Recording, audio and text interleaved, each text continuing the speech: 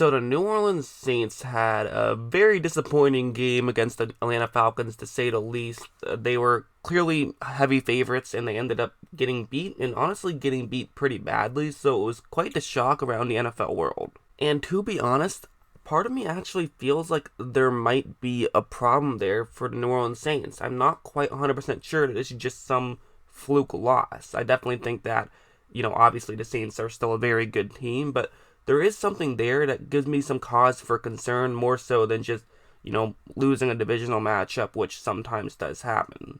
There's definitely several reasons for it, and one reason I might be a little bit worried if I was a Saints fan is the fact that what has the Saints problem always been for the past, I guess 2 or 3 seasons? It's been that after you take away Kamara and after you take away Michael Thomas, they don't have a lot there. In terms of their secondary weapons, there's not too much they have right there. So if you can find a way to take away Kamara and take away Michael Thomas, then it's really tough. And so one key guy I thought that might make a huge difference was Jared Cook.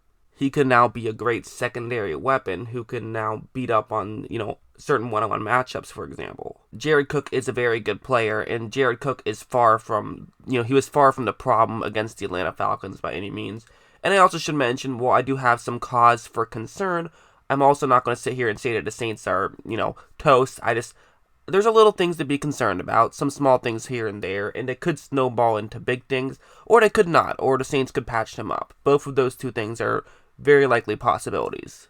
But like on a play like this, for example, so it's going to be cover 2 man, and Cook's route is going to be that route right there. So this is the type of situation that they brought on Cook for, and this is the type of situation that the Saints expect to convert on consistently. You have a guy with a favorable matchup, Jared Cook, great route running tight end going up against the linebacker, and then also, Drew Brees, who can fit any football through a keyhole if he has to. So this is a great situation for New Orleans. And one thing you notice after the ball is snapped is there definitely is some separation here. He's not dominating his one-on-one matchup, but at the same time, you don't have to dominate your one-on-one matchup. Just get relatively open. Drew Brees is a great enough passer. He can fit the ball through tight windows. This should be fine. Except this time, Drew Brees is not going to fit the ball through a tight window. And that's honestly kind of what the story was all game in a sense. So it's not that Drew Brees was a mess by any means, but he definitely wasn't as accurate as we're used to seeing. He almost looked like only a good quarterback as opposed to a ridiculously accurate quarterback against Atlanta. Which, listen, sometimes you just don't have your stuff, I don't think that it's a problem. I'm not concerned about Drew Brees whatsoever. I totally expect him to bounce back next week, but he definitely was a little bit off, and the reason why I'm concerned is that I'm not sure if this Saints offense is good enough for a quarterback to be a little bit off. I think that your quarterback has to be on for them to make a deep run, which I know people are going to say, wait a second, look at what they were able to do with Teddy Bridgewater, and that's a fair point, and that's why I'm not too concerned about the Saints. But I do have small concerns about if Drew Brees does have a bad day against a great football team, maybe there could be some cause for concern. Because while Bridgewater definitely isn't the quarterback that Brees was, also in his stretch, he didn't really have too many off days either. So that's just where I'm looking at it. And I'll say it again because I want to be very clear here. I am not worried about the Saints. I have some small concerns that could turn into bigger concerns, and that's why I'm bringing them up. For all I know, this is the last we'll ever see about it, and the Saints will end up, going 14-2 and winning the Super Bowl. That is totally possible. But there were plays like this. Like this one, it's going to be a cover 1 hole, so all one-on-one matchups, and right when the ball is snapped, if you notice when Brees has to make a decision, just nobody is getting open for him. It's just well played by Atlanta. Drew Brees is going to end up getting sacked right now, and you can't really blame him for that one. No one's getting open. So, that's kind of the struggles of the Saints is sometimes you need Michael Thomas to get open a lot. There's a reason why Michael Thomas is going to set the record for receptions in a season, or at least he has a chance to.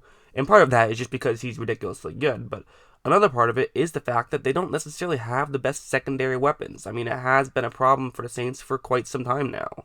Well, admittedly, it definitely should be mentioned that usually what Drew Brees does is even with these small windows, he just fits it through. So even if you don't have the best secondary weapons, Brees can still, he's so accurate, he can fit the ball through tight windows and it doesn't really hurt them too much.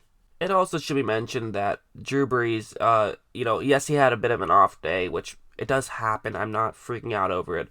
he had a bit of an off day. But at the same time, there definitely were some external factors that won't be happening, hopefully, in the playoffs, especially if they had a banged up offensive line, and that really did hurt them. Like, on a play like this, it's going to be a cover 2 zone, and the way they're going to have this work is they're going to have a receiver run that route right there, try to get into the gap in coverage right over there.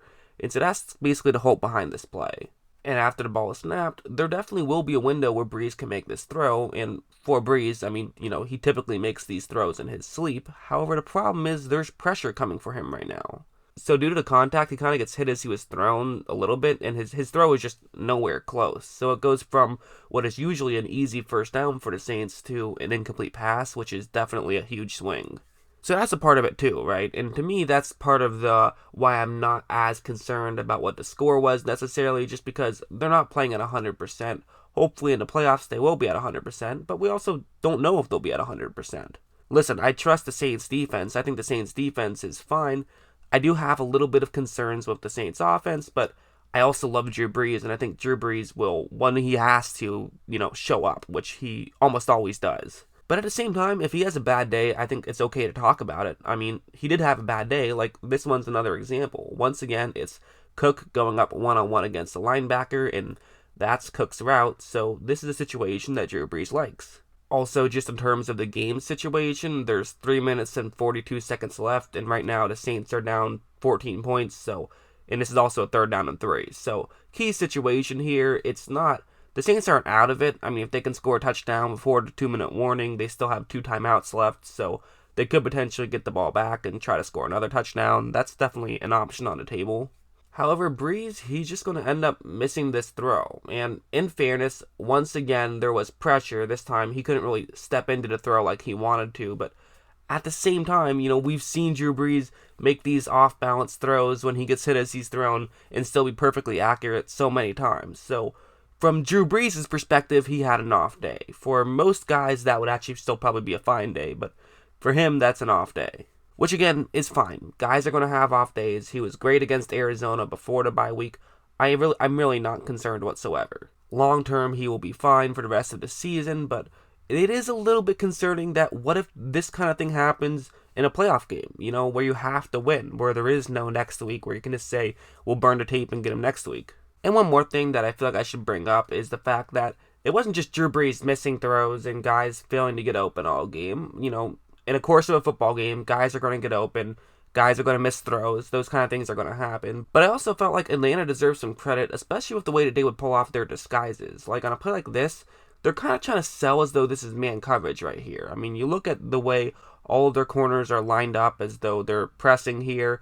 It appears as though it could be man coverage, and so for Brees, he's kind of expecting this to maybe be man coverage. And so right when the ball is snapped, Brees looks to the bottom half of the screen because those are the routes he would like best against man coverage. However, if you look at what's going on right there, those 2 Falcons, they're clearly playing zone right here. By the way, they're not making an effort to follow the Saints players they lined up with. This is actually cover 2 zone as opposed to a cover 2 man. So now for Brees, he has pretty much no other option but to look for somebody who could potentially be open in man. So, he looks to his next read, but if you see, that's not working out too well. Jared Cook is in contact right now as it was close enough to the line of scrimmage that they just contact was made. And also, Cook kind of initiated that contact, so no flag there, but there definitely is contact being made, so maybe you could just throw it in that direction and hope you get a pass interference, but at the same time, on a 4th down, you never know if those are going to get called or not, and it's not really worth the risk, I think. So now Brees looks to someone else, looks to his next route that could potentially get open against this type of coverage, but if you look, it's Kamara right there is the guy who he would look to, but there's 2 Atlanta players right over there who could easily run up and make a tackle, and who knows if they're going to end up getting the first down on that one or not.